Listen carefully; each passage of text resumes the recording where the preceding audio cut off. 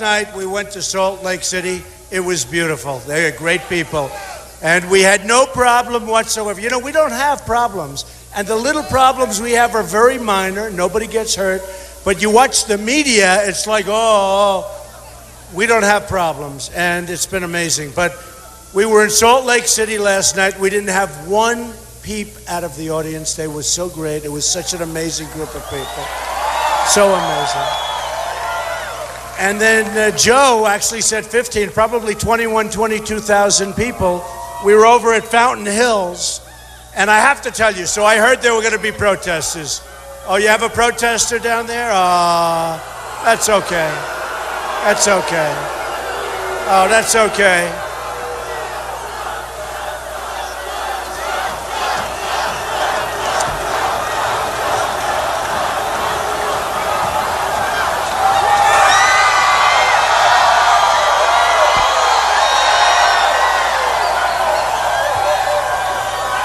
All right, thank you, fellas. Good job. Thank you very much. We love our protesters, don't we? Don't we? So we were in the Phoenix area. It was incredible. 21,000 people, and I want to tell you, it was a love fest. Not a peep. Everybody loved it. They're getting a little television now. They're going to get a little television. They'll get a little television so their mom can say hello. It's unbelievable. You know, you really ask yourself, what are they doing? What's the purpose, right? What's the purpose? We want to have a strong military, right? We want to take care of our vets. We want to do things. We want to have great jobs. We want to have a beautiful family and home. I mean, we want the same things, I think. So I don't know what they're doing, but they're having fun. You know, they're sent in to a certain extent, I hear, by Bernie, but he's gone now. And Hillary, she should be gone, but she'll probably be allowed to run, right? And no, she'll probably be allowed to run, and she shouldn't be allowed to run. So let me tell you a little story. Outside, right now, as big as this crowd is, right now we have 2,500 people, 2,005 that can't get in because there's a line that's formed and it can only be single file. And it's so unfair to these people because a few protesters are making it so it's a very narrow passageway. And they said, should I wait or should I start? And I hated to start, I'll be honest with you. But, you know, it was very interesting with Sheriff Joe. This morning, with 21,000 people, we heard there were protesters. It was going to be nasty. It was going to be... So they blocked the road. They chained themselves to the cars. There were about 50 of them. But listen to this. What Sheriff Joe did, he said, get up, get out. They didn't. They cut the chains. It took like 2 minutes. They cut the chains. They arrested 3 people, and everybody else left. Right? They left.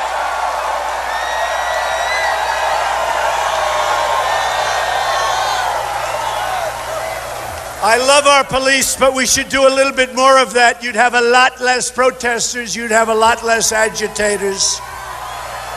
No, it was so incredible. We heard it was going to be a little bit rough, and nobody cared. It was going to be one of those things. As soon as they arrested 3 people, everyone gone. We said, what happened? And we had the most beautiful rally you've ever seen under the sun. That's why I'm dressed this way. Under the sun, and it was great. So I just want to tell you, Tuesday night was a big night. We won 5. We won 5. And now I think we're up to 21 or 22 with the islands. We won the islands. We won Illinois. We won big Florida. You know, Florida was once so big. Don't forget Marco, in all fairness, a very nice guy. He was the future of the Republican Party. And maybe he still is. Maybe he still is. But you know the expression, to be the future of the Republican Party, you have to go through Trump, right? Right? Got to go through Trump. And Florida, which is a great place, by the way, and I love Florida, but Florida, we won by 20 points. We won by 20. And we won Missouri, although they still haven't given us the final count. When I hear that, Trump projected winner, then all of a sudden they pull it back. And Cruz has a guy that was really very important working for him in Missouri. And I'm trying to figure out, why is it that Missouri hasn't given us the victory yet, even though we won? And I know politics so well, folks. I know it so well. So they hopefully, because the people of Missouri are fantastic, but Cruz has a guy that's from Missouri, and he's supposed to be important in Missouri, and you know what? We don't like that stuff. So hopefully we'll get our fair and really well-deserved victory in Missouri very, very soon. Now, so we're leading in the delegate count, and honestly, I think if we win, you've got to go vote on Tuesday. You've got to vote. Vote.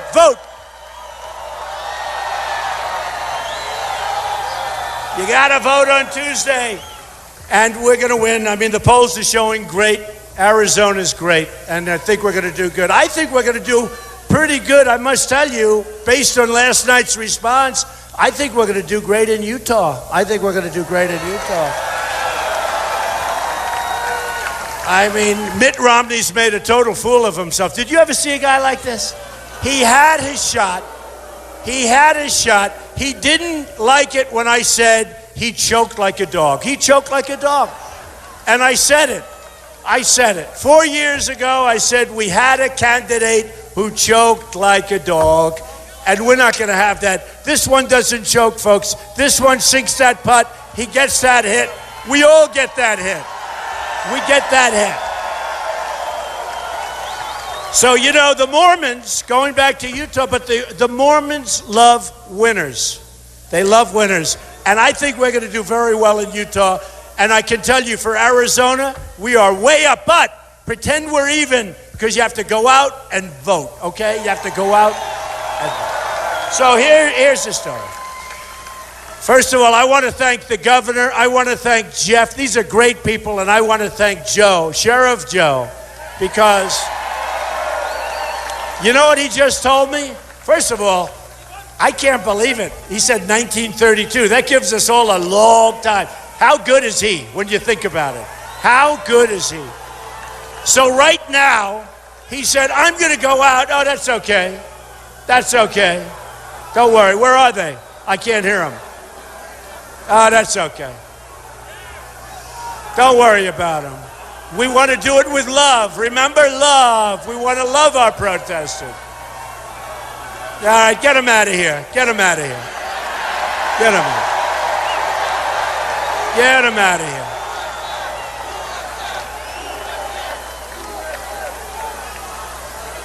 There's a disgusting guy, puts a Ku Klux Klan hat on.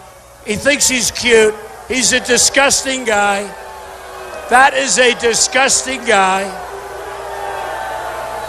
Really disgusting. A big wheel.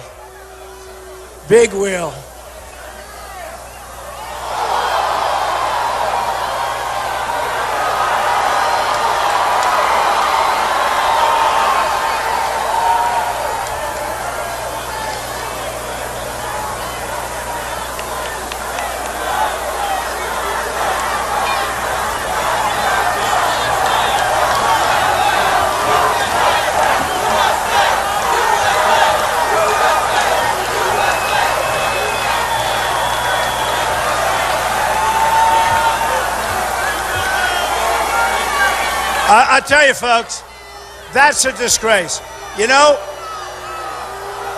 taking away our First Amendment rights. They're troublemakers. They're no good.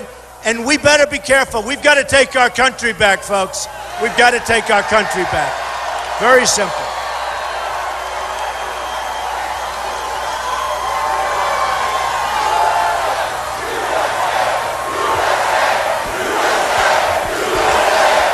USA.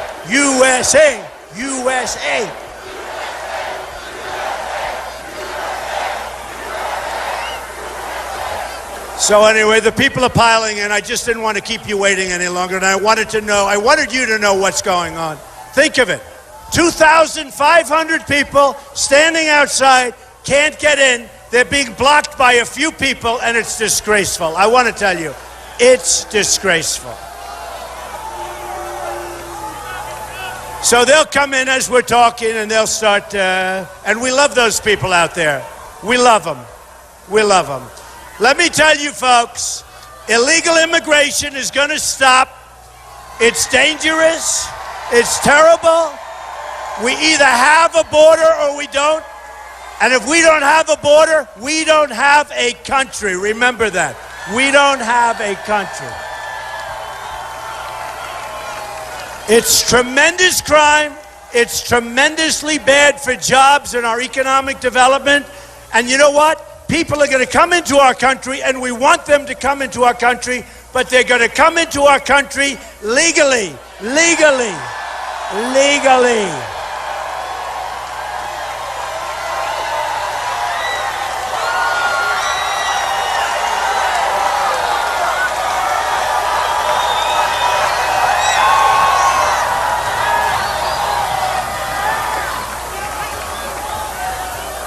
And we are going to build a wall, a real wall, a major wall. We are going to build a wall. And are you ready? Who's going to pay for the wall? 100%. 100%. Mexico is going to pay for the wall.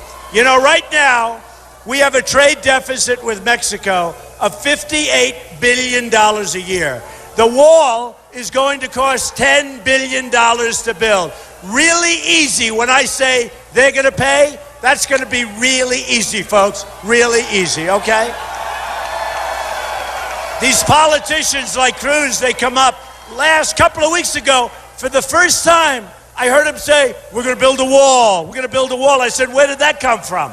Where did that come from? You know, a while ago, before I started, they weren't going to do anything. Now, illegal immigration is at the forefront. We're going to straighten it out, and we're going to have people come into our country, and we're going to love those people, but they're coming in legally. Okay, ready? Ready? And by the way, you watch. It'll all take place. I get elected, it's going to all take place. If I get elected also, people don't understand this. We're going to have a unified country. We have a country that is so divided now it's disgraceful. We are going to have a country that's unified, not like it is now.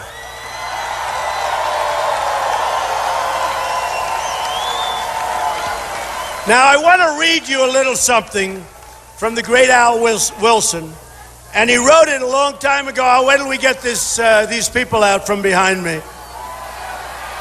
But I think it really says something. Go ahead.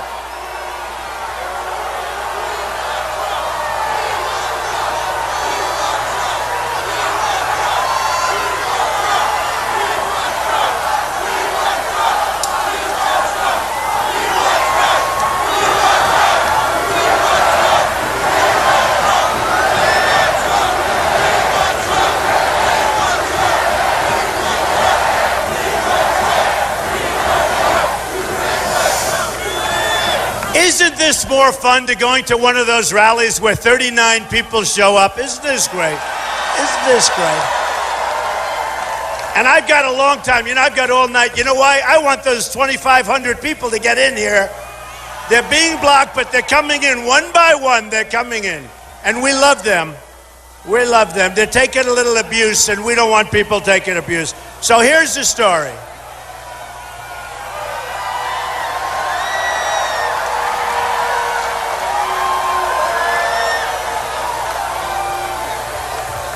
All right, get him out of here, please. Get him out. Get him out.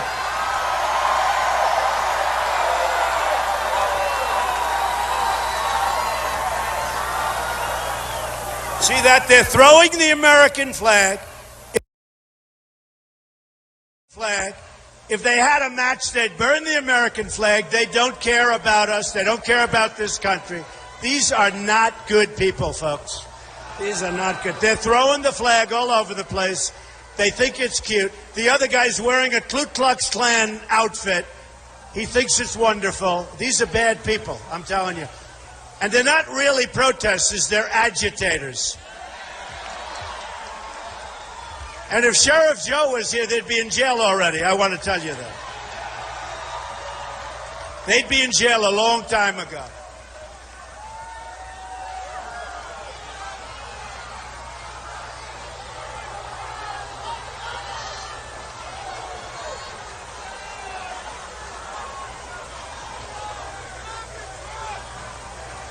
You really say, what are they doing? But they're here representing Hillary Clinton because, frankly,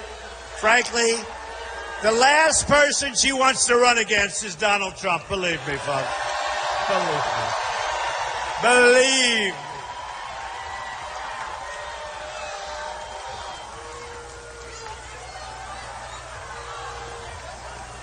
I hate to have them arrested. You know, we have this hall. This is our hall. And we could have them arrested. Really, they're trespassing. You do that, you ruin their lives. Who wants to do it, right? Who wants to do it? You ruin their lives. But get them out.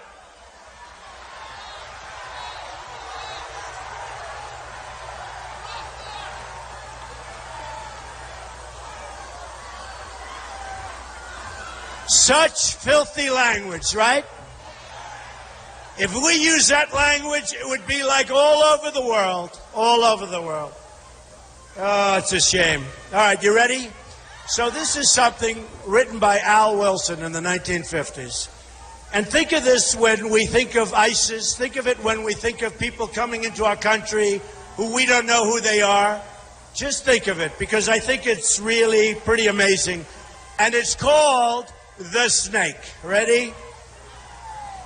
On her way to work one morning, down the path along the lake, a tender-hearted woman saw a poor, half-frozen snake. His pretty-colored skin had been all frosted with the dew. "Poor thing," she cried, "I'll take you in, and I'll take care of you. Take me in, O tender woman, take me in, for heaven's sake. Take me in, O tender woman," sighed the broken snake. A snake, a snake. She wrapped him up all cozy in a comforter of silk and laid him by her fireside with some honey and some milk. She hurried home from work that night, and soon as she arrived, she found that pretty snake she loved had totally been revived. "Take me in, O tender woman, take me in, for heaven's sake. Take me in, O tender woman," sighed the broken snake. Now remember, this is terrorism. This is what's happening. This is our country. Remember what I'm saying. She clutched him to her bosom. "You're so beautiful," she cried. "But if I hadn't brought you in by now, you simply would have died." She stroked his pretty skin again and kissed him and held him tight. But instead of saying thank you, the snake gave her a vicious bite. "Take me in, O tender woman. Take me in, for heaven's sake. Take me in, O tender woman," sighed the vicious snake. "And you've bitten me, but why?" "I saved you, darling, I saved you." "You've bitten me, but why?" "You know your bite is poisonous. And now, I'm going to die." "Oh, shut up, silly woman," said the reptile with a grin. "You knew damn well I was a snake before you took me in." Right? And that's what we're doing to our country, folks, believe me. That's what we're doing to our country. We have to be vigilant. We have to be strong. We have to be smart. And we have to be respected. All over the world, they don't respect us anymore. Our military is depleted. Everything is depleted. Our veterans aren't taken care of. We're going to take care of our vets. We're going to rebuild our military. Nobody is going to mess with this country. Nobody.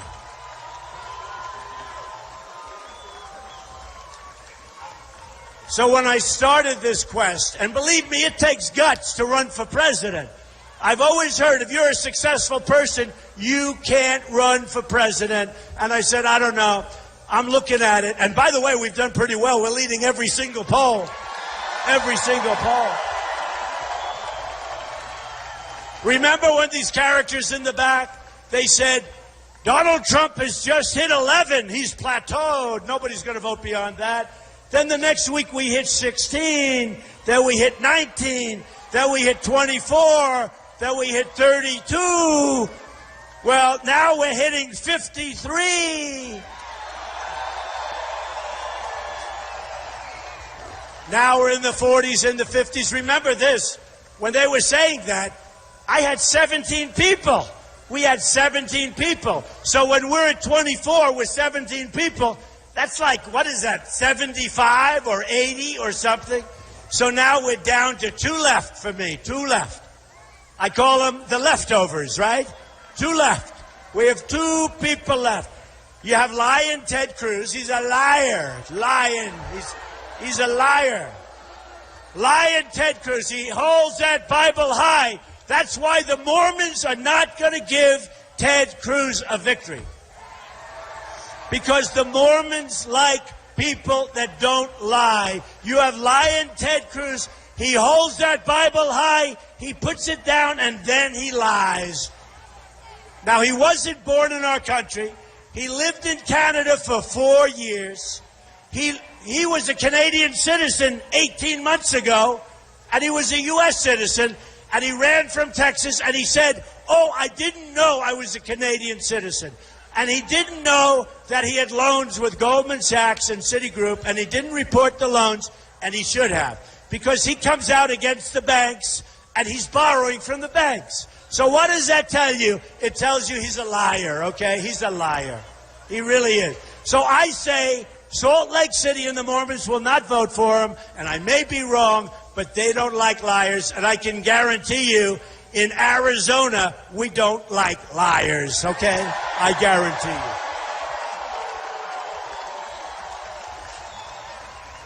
So Ted and Kasich, I don't think Kasich's a factor here, but we'll say it anyway. They're bad on immigration, very weak. They're bad on a lot of things. Kasich approved NAFTA. NAFTA is the group that took your business away. That was one of the worst trade deals ever. Kasich approved it. Right now, Kasich and Cruz are voting for TPP, which is going to be worse than NAFTA. So here's the story, folks. I will do a great job. I will work for you. I'm self-funding my campaign. It's being self-funded. I'm not taking hundreds of millions of dollars from all of these guys, and once you take the money, they own you. They own you 100%. I'm working for you, and I'm working for you. I'm working for you, folks. And I did this. You know, I didn't need this. I said, sometimes I say, what am I doing? What am I doing? But you know what? The country has been so good to me. It's been great. My business is phenomenal. I put in papers almost 100 pages long. One of the great private businesses in the country. Oh, and they would have loved it if it wasn't. Would they have had a field day? One of the great, great private businesses. Some of the greatest assets in the world. Very low debt. Great cash flow. And I say it only for one reason. That's the mentality we need in this country, at least for a while. We got to have it. We've got to straighten out our country. We owe $19 trillion in debt. The $19 trillion is going up to $21 trillion. We've got to straighten it out. Trade with China, trade with Japan, trade with Vietnam and India and Mexico. We lose everywhere. I have the greatest business people in the world. They've endorsed me. Carl Icahn, you know. Many of the great business leaders, they are the greatest business people in the world. They will negotiate our deals, folks. No more political hacks that don't know what they're doing. They don't know what they're doing. We're getting rid of the political hacks.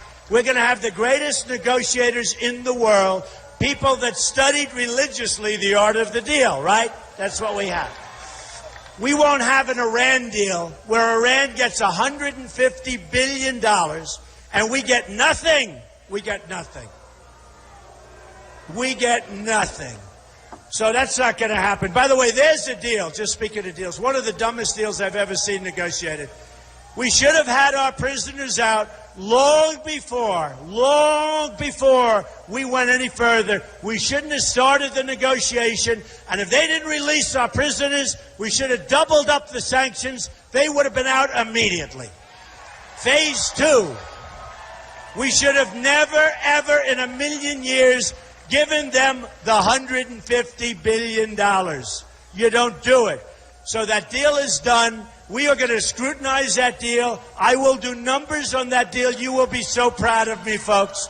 We will do numbers on that deal like you wouldn't believe. Like you wouldn't believe. So we're going to negotiate new and great trade deals. We are going to negotiate deals all over. Everything we do, you know, look, I say it all the time. We don't win anymore. Everything we do, we lose at. Deals, trade, military, we can't beat ISIS. We will knock the hell out of ISIS. We have to. We have to. We will knock the hell out of ISIS. Believe me. And then we're going to get back to rebuilding our country, which is falling apart. We've spent so much money in the Middle East. We have nothing to show for it. We're in worse shape now than we were 15 years ago in the Middle East. And we've spent probably $4 billion, $4 trillion, maybe more than that. We have nothing to show for it. We have to get back to rebuilding our country. And we want airports. We want great roads. We want trains that go 300 miles an hour like China has. We want infrastructure. We want our hospitals to be great. We want a country that works again. Our country is not working. And you know what? We want jobs. We want our jobs back. We want our jobs back. I want Apple to build their products in the United States, not in China.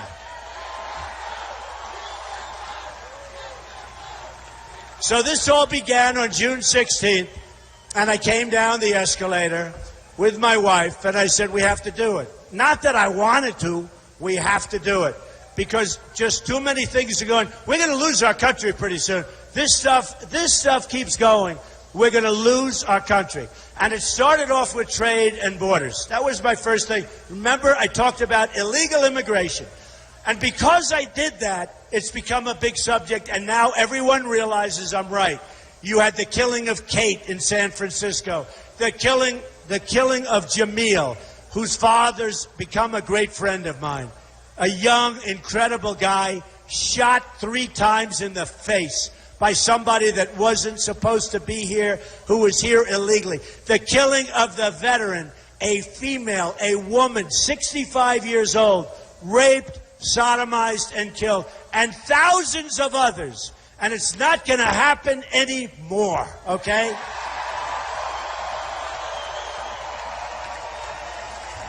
And by the way, we're getting rid of these ridiculous sanctuary cities, which are disgraceful.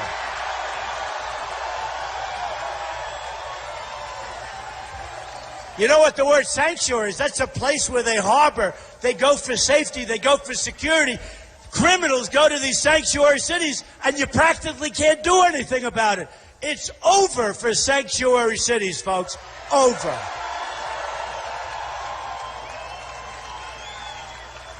So what we're going to do is very simple. We're going to have great trade deals. We're going to start chopping away, and it's going to go fast. We're going to renegotiate trade. When a country like Saudi Arabia, no problems. I have a lot of friends from Saudi Arabia, one of the richest places, probably the richest place there is. Before the oil crash, they were making $1 billion a day, and we were paying for our military. We're defending them. It's going to all change, folks. Now they're making half as much. It's going to all change. They want us to protect us. We'd love to protect you. You got to help us out. Believe me, they'll help us out like you won't believe. They wouldn't be there if it wasn't for us. Countries like South Korea, I order thousands and thousands of television sets a year. They come from South Korea. I'd like to order them from here. They don't make them in the United States. Remember Sylvania, General Electric, they don't make them here anymore. So here's the story. Every time North Korea, he raises his head, we immediately send our ships, send our planes, millions of dollars, billions and billions of dollars. We protect South Korea. We get nothing. Practically, we get nothing by comparison. So here's the story. People want our protection. I think that's great. We want to help people, but we have to be reimbursed. Do we agree? We have to be smart. We have to be smart. When a country like Saudi Arabia is making $1 billion a day and we're keeping them alive, we have to be protected. We have to be reimbursed. And we're going to be. And by the way, it's a very, very easy negotiation. So we protect Germany. I'm sure they'll help us out. We protect Japan. Nobody even knows this. I'm sure they'll help us out. And you know the funny thing? I'll end up having a better relationship with these countries than we have right now, and every single one of them is ripping us off, okay? Every single one is ripping us off. So the greatest of all is China, what they're doing to us in trade. And you know, when Jeb Bush, when I was fighting him, don't forget, 17 people, I've gotten rid of 15, and now we're down to just the final two. Final two. Isn't that nice? And my wife and my daughter say, please, darling, please, please. My daughter Ivanka. Did anyone hear of Ivanka? She's great. So my daughter Ivanka and my wife Melania, they say, please now act a little more presidential. I said, I can't until I finish my victory. I'll act presidential. But we've got to have victory. We don't want to be a Mitt Romney stiff. He was a stiff. He didn't fight. Something happened to him. That last month he disappeared. What happened to him? Say what you want about Obama. Obama went on Jay Leno. He went on David Letterman. He went all over the place. He was on television. I'd call up Romney's people. I say, you got to get this guy out. Oh, no, I think we're doing very well. You're not doing well. I can feel it. I got something where I can feel it. You're losing. Well, I think we're doing well. You're doing bad. Then he had the second debate was bad. The third debate was a disaster. He made a fool out of everyone here, and he lost an election that should have been won. That's not going to happen with me, folks. Not going to happen.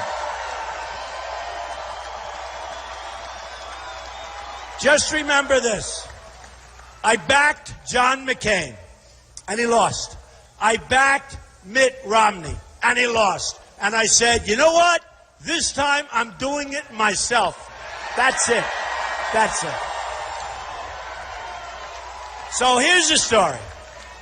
We lose all the time. We're laughed at all over the world. Even my friends. I have many friends from China. You know, I love China. I love Mexico. I love the Mexican people. The problem is their leaders are too smart for us. Look at that sign. Latinos support Trump. I love you. I love you. I want that sign.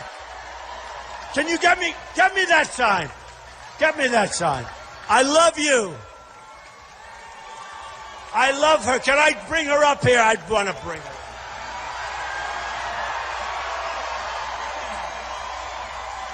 Let me have that sign. Oh, look at that. Latinos! I love you, darling.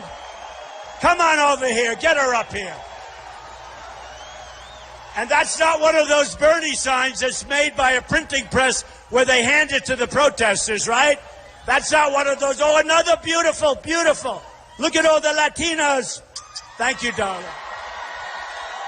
I love that. That means so much to me. Come on, bring her up.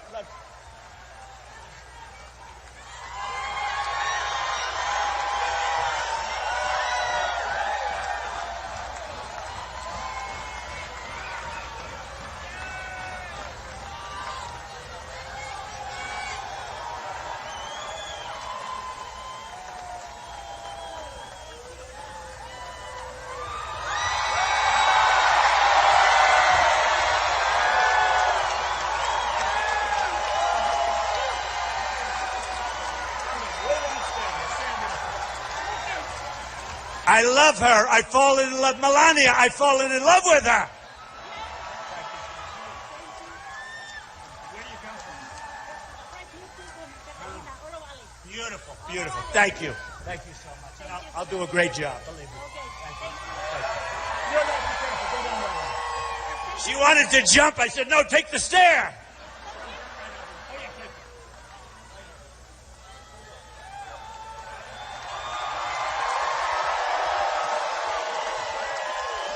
She did so well, I don't want her falling. That's why, when I walk into like an arena, we have thousands and thousands of people, and I'm always very slow with the stairs, very slow, nothing to prove. The worst thing, can you imagine if I fell on the stairs coming up? I would be dead. It wouldn't matter what I said. It wouldn't matter how good a speech I gave. Those guys, I'd be on the front page of every newspaper in the world. So, you know what I do? Nice and easy, right? You watch. I do that. Thank you, man. Thank you. So here's the story. We're going to get rid of Common Core. We're going to bring our education local. Okay? Our education in this country is a mess. We're 30 out of 30 in the world. You have Norway, Denmark, Sweden, China, Japan. You have a lot of countries. And then in terms of cost, per pupil, we're number one in the world by far. Second doesn't even exist. So we're last on the list, but we're the most expensive. We spend more money per pupil than anybody else by far. We're going to change it, folks. We're going to change it. It's a system that's not working. We're going to change it. We're going to bring education to your great community. We're bringing it to Tucson. We're going to bring it to your communities. Number one, you're going to save money. Number two, you're going to see a huge improvement. So that's going to be that. We're getting rid of Obamacare, and we're replacing it with something so much better. So much better. Okay? It will be so much better, so much less expensive, and just better in every single way. It'll be portable. We'll have so many different things. And by the way, you'll have choice. You'll have lots of different choices. Obamacare is a disaster. And you look at your premiums. They're going up 35, 45, 55%. It's crazy. And the deductibles are now so high that unless you're close to death, and even then, you're not going to be able to use it, okay? So we're getting rid of Obamacare. We're going to protect our Second Amendment, okay? Protect our Second Amendment. And I tell the story. Paris has the toughest gun laws in the world, just about, the toughest in the world. And France generally. And you can't have a gun, impossible. So when these thugs go in, these horrible, horrible human beings, these disgusting human beings, they go in and they're shooting and shooting. They kill 130 people. Many people are gravely ill right now in the hospital. Many of them are going to die, but these are really seriously hurt people. And if we had a couple of the guys in this audience, or the women in this audience, with a little pistol strapped to their side, or a gun strapped to their ankle, so the bullets could be flying in the opposite direction, it would have been a much different situation.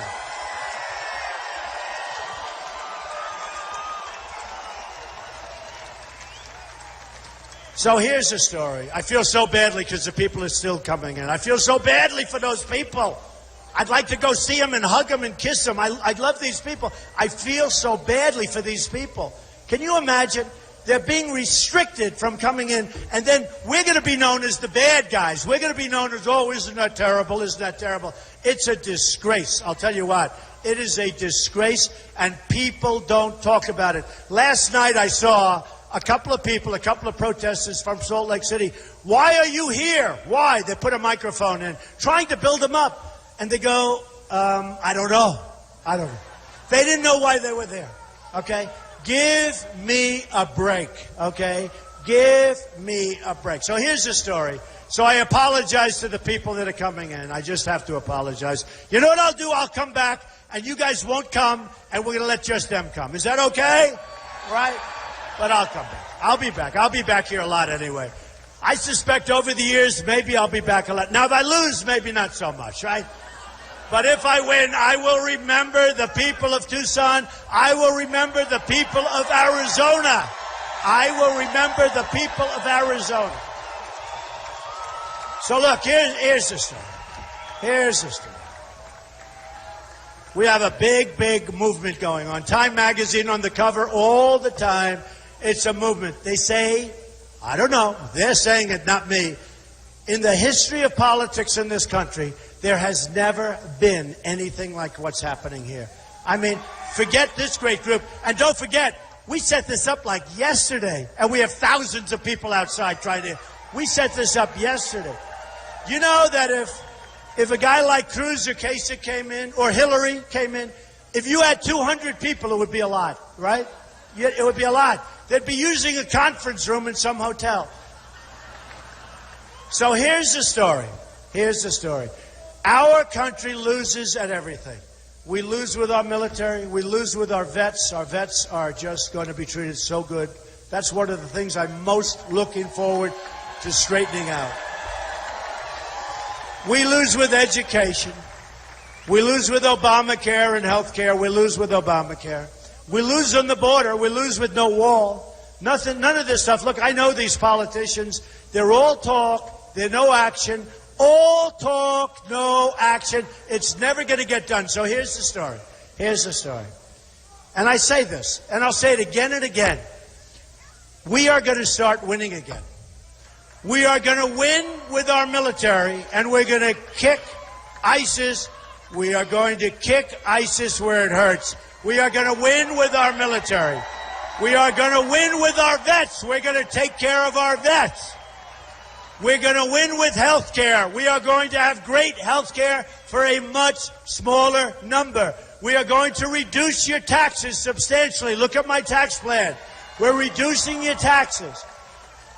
The middle class in this country is being decimated by taxes and by interest, which they never got because they save their money and they get no interest in the money they've been saving for 30 years.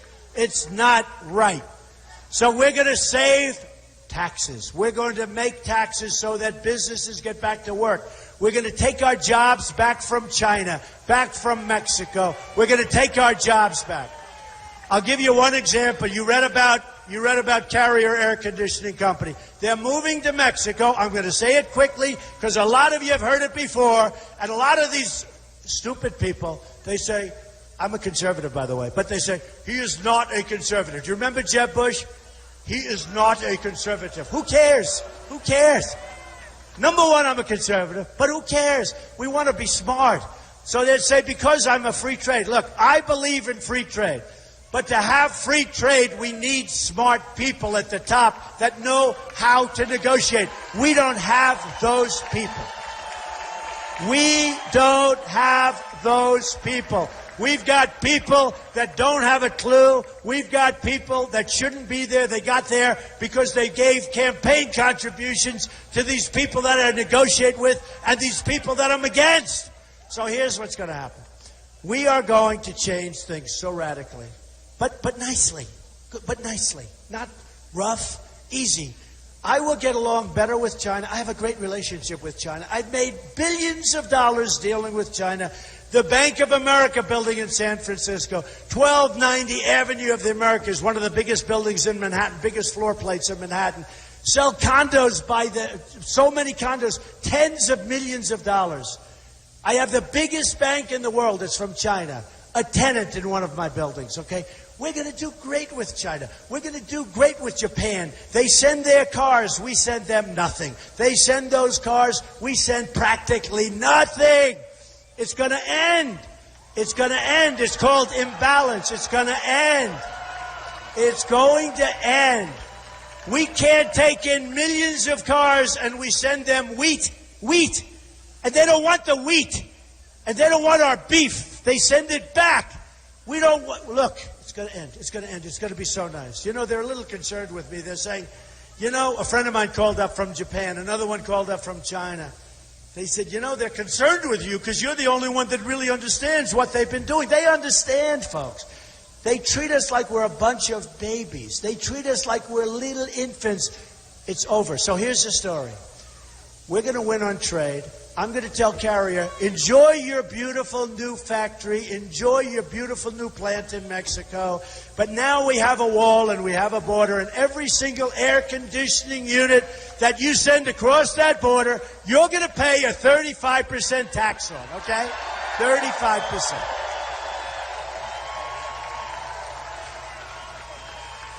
And you know, when our companies hear that, they're not moving. They're not going to move. They'll work. Maybe they'll build here. And you know what? If it's not Tucson, at least they're going to be building in our country, okay? At least they'll be building in our country. They're not leaving.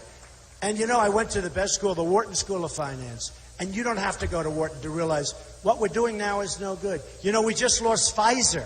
Pfizer is one of the great pharmaceutical companies in the world. We just look, thousands and thousands of jobs. They're moving to Ireland. Take a look at Tyco. Take a look at Johnson Control, what just happened there. Massive companies are leaving. Then they'll make their product and they'll sell it into our country. And because we're free traders, we won't charge them any tax. Because we're free traders, because we're free stupid traders. I'm a free trader. I love free trade. But we have dumb people running our country. We can't do it right now. Maybe someday we'll be free traders. But right now, we have to keep our companies from leaving. We have to keep our companies from taking all these jobs and giving up all these jobs. So here's what's going to happen. I guarantee you, as sure as you're standing there, I guarantee you, Carrier will call and say, Mr. President, we're not leaving. They're not leaving anymore. And companies aren't going to leave if they know that's going to be the penalty. We can't be the stupid, stupid country anymore. We're not going to be. We're going to be the brilliant country. We're going to be a country that people respect again.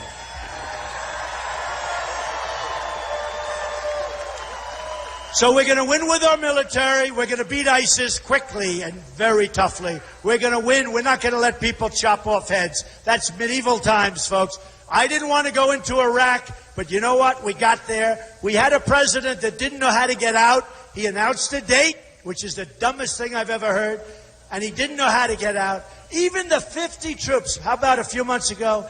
We are sending 50 troops to Iraq or to Syria. We are sending 50 troops. Let me ask you a question. These are our finest troops. These are our best. Why do you have to tell the enemy that they're coming over there? Now there's a target on their back. We have to be unpredictable. We can't be so damn predictable. Don't tell them we're sending 50 troops. Don't tell them. So here's what happens. Can you imagine that? You're one of those troops and you want to get over there. And frankly, you want to sneak over there and you want to do it quietly. And you're really at the highest level in the Marines and the Army and the Air Force and the Navy. But you're one of these great, really incredible troops. And you got a president saying we're sending 50 troops over there. And it doesn't even sound good because 50 is not exactly a scary number, right? But these are the elite. And now these 50 troops have a target on their back because we have a guy that wants to tell the world that we're sending 50 innocent, wonderful people over there. We have to be smart. We have to be smart. We have to think like General George Patton. We have to think like General MacArthur. We have to think here, here, here. So we're going to win with our military. We're going to win for our vets. We're going to win with education. We're going to win at the border, and we're building the wall, and Mexico's paying for the wall 100%. 100%. We're going to win at every level. We're going to win with the education. Got to win. We're going to win at every single level. And you're going to remember this evening, and you're going to remember this day. And you're going to say that Donald Trump was wonderful. He spoke right through some phony protesters that have very weak voices. Spoke right through them like they were nothing, like they were nothing. And that's after speaking to 21,000 in a different part of Arizona, because I didn't want to waste a lot of time. They have I love those weak voices. Sometimes I'll hear a voice and I say, do me a favor, don't mention it. Let's just talk. The problem is when you guys all go, there they are. Be quiet and we can speak right through. So we're going to win so much. And you're going to remember this day. And on Tuesday, more importantly, you're going to remember that vote. And you're going to say, in 5 years, in 10 years, in 20 years, you're going to say, that was the greatest vote I've ever cast. You're going to be proud of your president. and you're going to be proud of your country. I love you, Tucson. I love you, Arizona. Vote on Tuesday.